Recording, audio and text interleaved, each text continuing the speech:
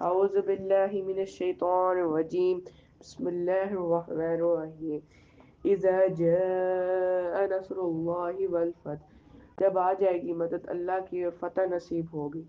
اس سورہ میں خبر دی جا رہی ہے کہ حضرت محمد صلی اللہ علیہ وسلم کو ایک وقت آئے گا جب آپ صلی اللہ علیہ وسلم اپنے مشن میں کامیاب ہو جائیں گے۔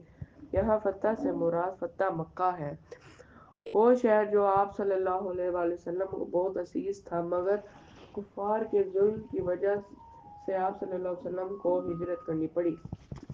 اور یہاں اس آیت میں اذا آیا ہے جو پریزنٹ اور فیوچر کے لیے استعمال ہوتا ہے، اور جو از ہے یہ پاسٹ کے لیے استعمال ہوتا ہے۔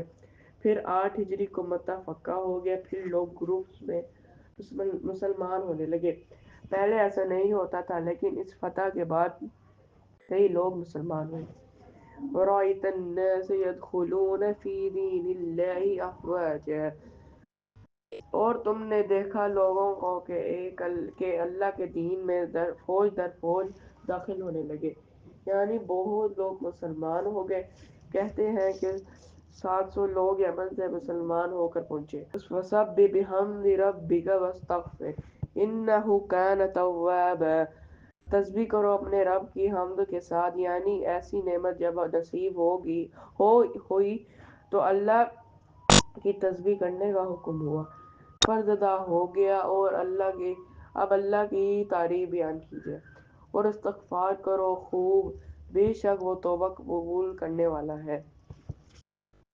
حضرت ابو ہریرہ رضی اللہ تعالی عنہ فرماتے ہیں کہ اس سورت کے نازل ہونے کے بعد آپ صلی اللہ علیہ وسلم کی عبادت پہلے سے زیادہ لمبی ہو گئی کہ آپ کے پاؤں سوج جایا کرتے تھے۔